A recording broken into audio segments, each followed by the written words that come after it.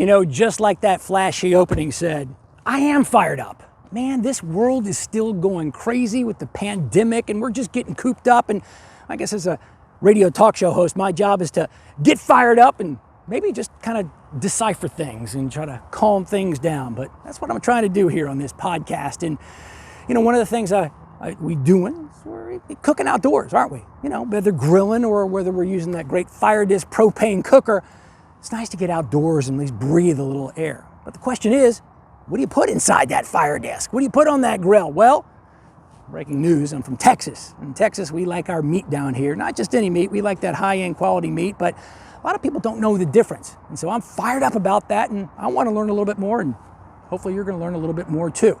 So what we're going to do, we are going to go to the source. And just like that, we're at the source. Well, maybe not the source like the ranch, but we're at the resource. We're here at the flagship FIREDISC store here in Cade, Texas, just outside of Houston. And by the way, if you ever come to H-Town, this is where you need to come because this is everything FIREDISC. One of the things they do sell here, they got a big old freezer of meat because as I said, if you have a disc, you got to have some meat. Not just any meat, you need to have some good meat. RC Ranch is one of the partners here at FIREDISC, and you may not know a lot about meat from Wagyu to Swagyu to Ragu, but that's what we're here for because I'm fired up and I need to figure it out. So let's go to the man himself, the man from RC Ranch. So we are here with Mr. RC Ranch himself. His name is Ryan Cade, and I don't know if the RC stands for Ryan Cade, but I appreciate you joining me here on Fired Up because I am fired up, sir. You bet. Glad to be here. Glad to be here. How do you not fired up when you're not at the ranch, you're sitting here getting ready to cook some meat, huh? Well, we love talking about great food. That's what we do at RC Ranch. And RC Ranch stands for Robertson Cade. My business partner is Blake Robertson, and the Robertson Cade families are the families represented in all these RC products. Well, listen, I understand, and we're going to talk about this because people really do care about their food. Mm-hmm. They care about their food, where it comes from. There's a story. I mean, I'm a bourbon drinker, man. I don't drink bourbon unless there's a story, man. Yeah. I need to know the history of Mr. Pappy Van Winkle, Mr. Jack Daniels. Obviously, here in Texas, we care about our meat, where it comes from, and I'm going to get to that too. But I'm a big marketing guy. I understand I have to do it. And, you know, you may not ever wear a cowboy hat or have that twang. Could be marketing, but let me start with this. Is there an RC ranch? Is there a ranch? There is. There's a ranch in Bailey's Prairie, Texas, and my family lives on the ranch. We wake up on the ranch every morning. So we have three places, the home place, what we call the Creek Ranch, and what we call the River Ranch. And they're all kind of on the west side of Brazoria County, Bailey's Prairie to West Columbia. That's in Brazoria County, by the way. For those of you who know, about what, 45 minutes south of Houston? Yeah. Something like that? You bet. I travel through there. Yeah, you bet. And so there is a real RC ranch. Everything we sell is raised on our ranch by our family. And our family members, our extended family, and it's our genetics. It's really important to us that we can look people in the eyes and say, we can vouch for this animal from the time it was born until the time it hits your plate. You mentioned earlier that people care more than ever about where their food comes from. They do. And our ranch was built on that premise. That is who we are, that is what we are. It's not marketing. It's traceability, things like sustainable ranching, you know, all those things that are becoming more and more important in animal agriculture, we want to be on the front edge of. Well, without a doubt, because, you know, nowadays, you know, people want to be healthy. The fact is, you know, you grow up, well, is pork healthy, or, you know, how much red meat? Fact is, you want it, you know, anti-hormonal and things like that. And we're sitting here, we'll talk about some of the slew of meat that you cut here. We'll talk about where to get them too. But real quickly, you know, a little backstory over here. This is what I like doing. Brazoria County. Yep. All right, you've been there for a while. Have 5 generations. I heard, true or false, you're a Brazoria County commissioner? I am. Look at this, man. Yeah, you bet. Does this mean you're packing heat or something? You can arrest me?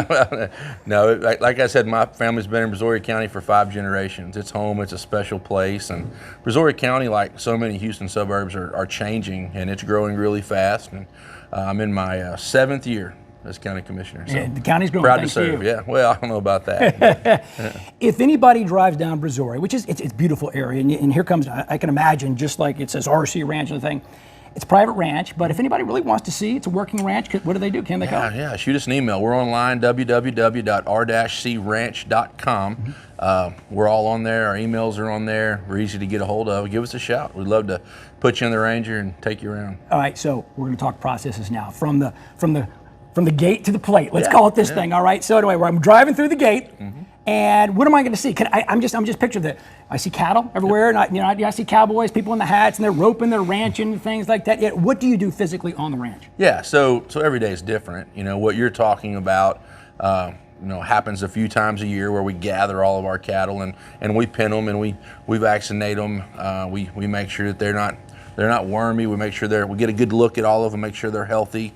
It's just part of that animal husbandry practice of taking care of your animals. But day in, day out, it's making sure they have water, making sure they have food, making sure nothing looks sick. Animals get sick and get hurt. If they do, we need to take care of them. And there's different ways of doing that. Of course, we had the big ice storm recently, and so we had to make sure that the water troughs that were there for them to drink from weren't frozen over. And every morning we'd have to break ice. And so it's a significant job, but we love. It's really more of a lifestyle than it is a job. Talk about animals. Okay, what type of animals? I mean, are they longhorns, they steers, you got some pigs, you got chickens running around, what do you got? Yeah, so we raise a breed of cattle called Wagyu. Wagyu literally translates Japanese cattle. That is what Wagyu means. And so the animals that we raise came over from Japan from the mid-'80s to the mid-'90s. And the mid-'90s, Japan declared the Wagyu breed a national treasure and said no more exportation of this breed.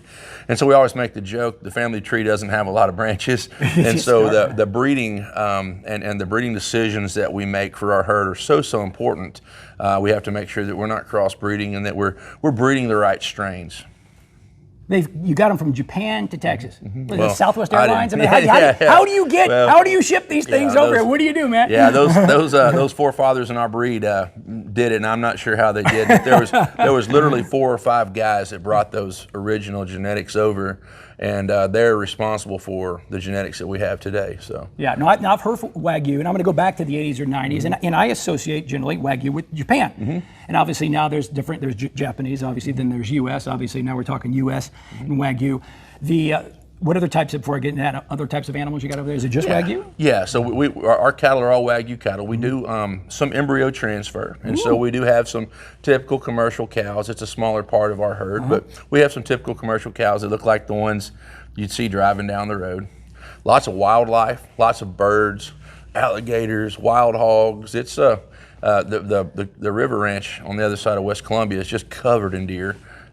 So there's a lot of wildlife at the ranch other than the cows that we're intending to raise. So is this dude not the most typical Texan you've ever met? I'm telling you like that. I mean, he's shooting out. He's got alligator boots on like that. So as we continue to talk about this, you talk about Wagyu beef. If I go out there, is this grass-fed? Is it corn-fed? I know that's a big thing, how you differentiate. What are they snacking on? Yeah, you bet. So our animals are raised on grass until they're 13, 14 months old. So the process is 9-month gestation, very similar to humans. And then the calf is born, and for 6 or 7 months, it's with its mother. They eat grass, we supplement protein, we supplement minerals, the things that they need different times of the year when maybe the grass isn't providing them everything that they need. At 7 months, the animal's weaned.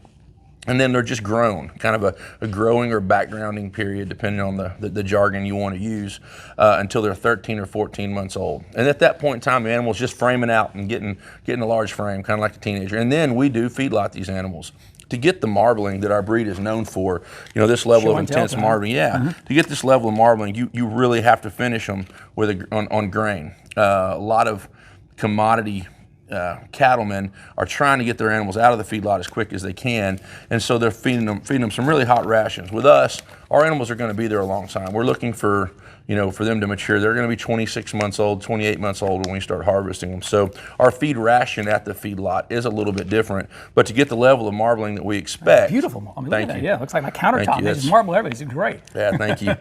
To get the level of marbling we expect, you do need to finish them on grain, and it's. Another fun fact is my business partner's family's in the beer business, and we're able to use spent grain from a brewing process as part of our feed ration. Right. Yeah. Which, by the way, let me take a little break. This break brought to you by Carbach Brewing in and aware the state of Texas. Make sure you have a nice one. That's it. You didn't tell me I could bring my beer over here for the interview. Where's the production assistant? Let's get this man a beer over here. So it's right. All right. Well, I want to talk. Okay. So now we start with grass. Then we go to the grain. Is there a weight Is there an age before you say, this puppy's done? Yeah, great question. And most ranchers would tell you it's a time frame and a weight that they want to get to. But with Wagyu, it's different. It's age, it's maturity.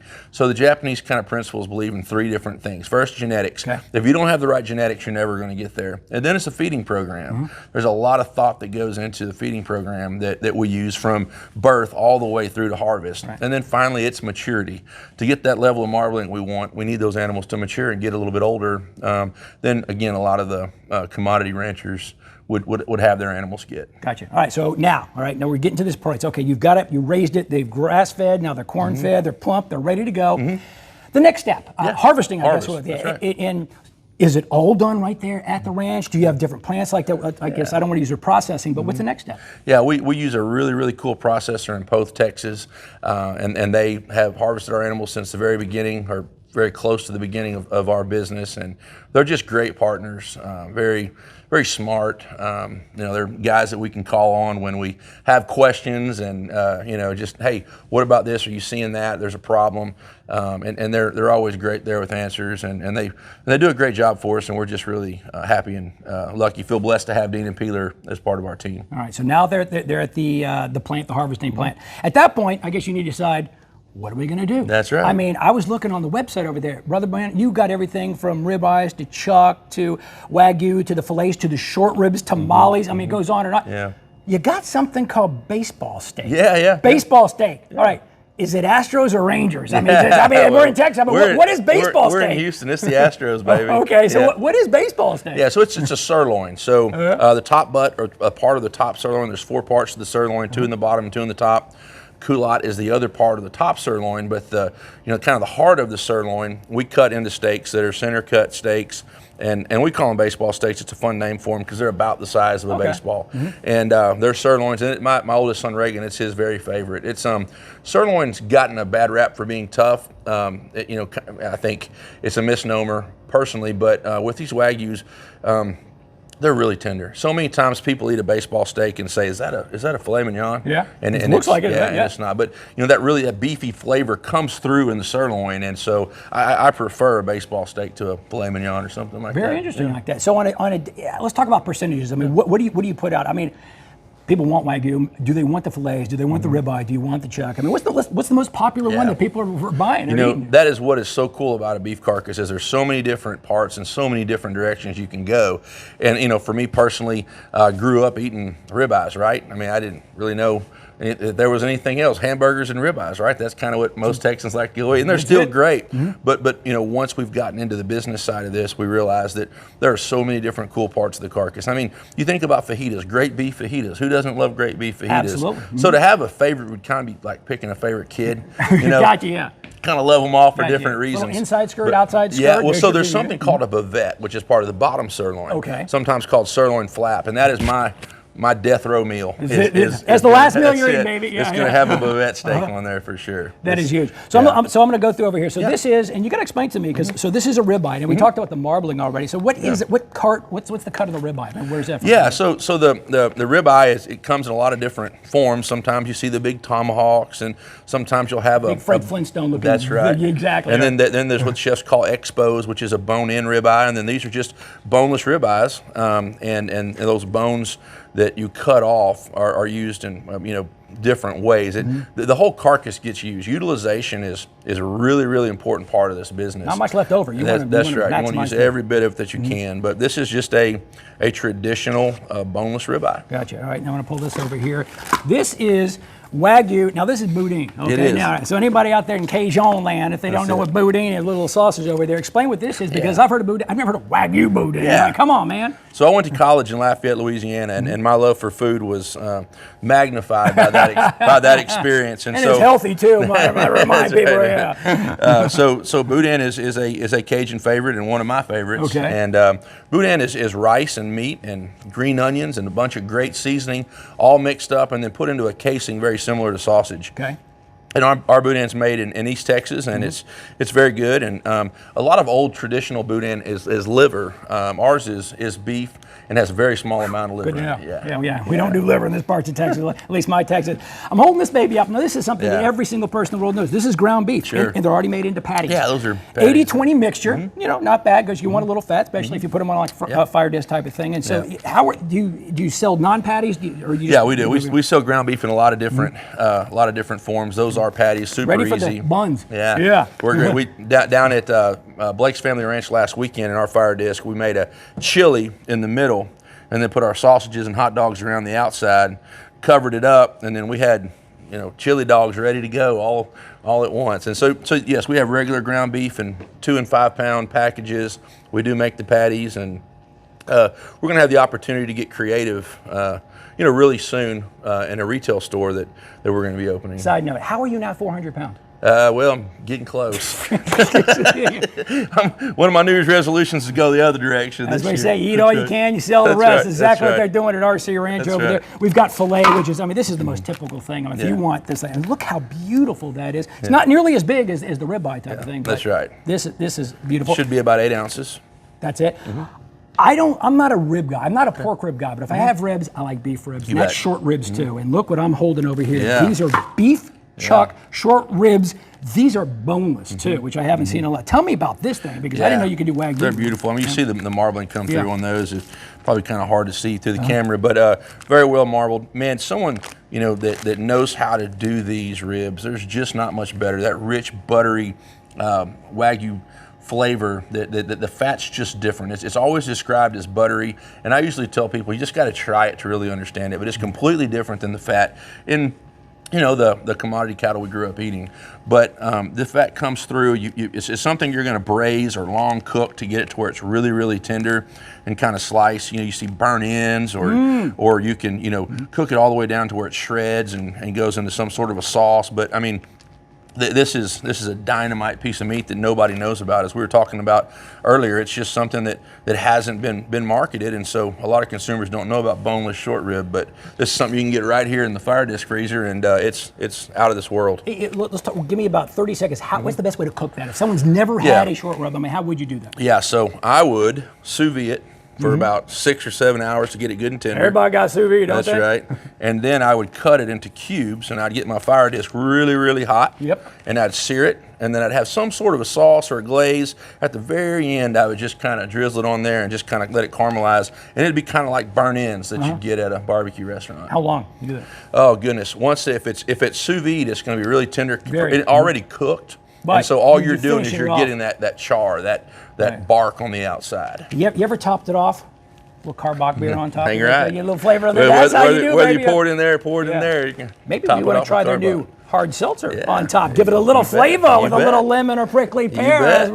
You bet. Sausages too. I had no clue you guys made some sausage. Cheddar jalapeno sausage. I mean, look at this thing. You're ready to go. I think one thing that's noteworthy is that, you know, even with the things we make with trim, whether it's burger or sausage or boudin or anything else, that Wagyu goodness just really comes through. That really rich, buttery flavor that, by the way, is very, very high in oleic acid. That's one of the crown jewels of the Wagyu breed. It's a healthier fat, and there's a lot of science, a lot of research that Texas A&M and Oklahoma State, Washington State has done on the fat that's in Japanese cattle that I really encourage people to go research, because it's truly a healthier fat. It lines up closer to the fat that's in salmon, say, than the beef we grew up eating. Yeah, I was just right before we started, I was rummaging through the the fridge over here, actually freezer.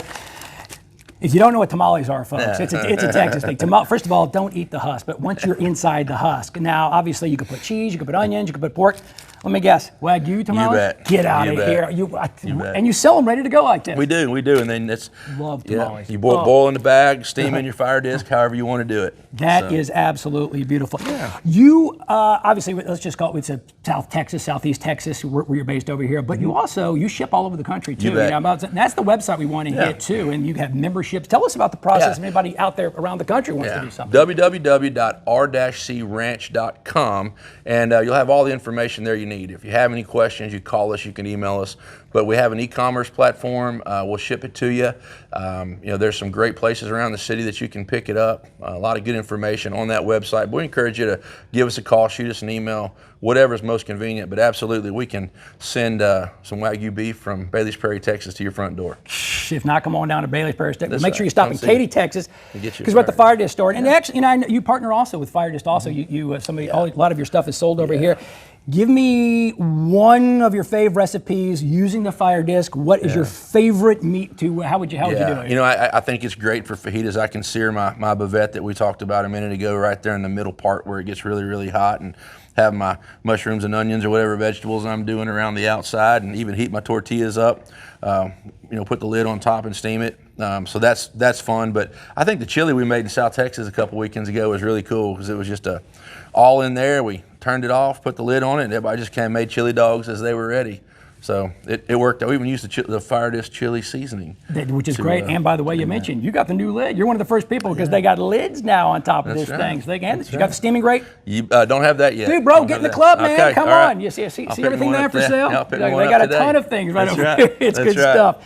Hey, listen, this is great things. I want to congratulate some success. One little fun anecdote. What's like the farthest you've ever shipped something to, or some of the craziest customer stories? Yeah, New York City. Really? Yeah, and get a rope. Over Christmas, we shipped some stuff to New York City for a great friend of ours from Pearland, and 6 out of 7 packages got there. And the last one got there, it was just the foam shipper, and the bag was open. Evidently everything had fallen out somewhere, but the UPS still delivered the empty box without a lid on it. So obviously we packed another one up as quick as we could and got it overnighted to them. But New York is the farthest I can think of that we've shipped anything. International, we going international soon? You know, I'm sure we can. We love to get our beef out there in anybody's hands that wants it, so we'll figure it out. Well, anyway, I've snacked on it many times. I've cooked on the FIREDISC. That's why I'm fired up. I didn't know much about this thing, so I'm bringing you all the information about RC Ranch. Again, it's r-cranch.com. I'm going to join that membership too. I appreciate that. A little discount also. Commissioner, County Commissioner Ryan Cade right here. And if you don't mind, I know we got a FIREDISC fired up. You mind? You're going to cook a little. You mind if we sample this thing? Let's go. Now you got to get my ranch water. Appreciate your time, my man. It's good stuff. Yeah. And by the way, thanks for not mentioning my belt buckle. Yeah. What? Trying not to. You don't like it? Nah, it's $2.99 at Buc-ee's, right? What are you talking about? You know, what if okay, I'll trade you this for 5 pounds of Wagyu. Not big enough. Okay. Peace out.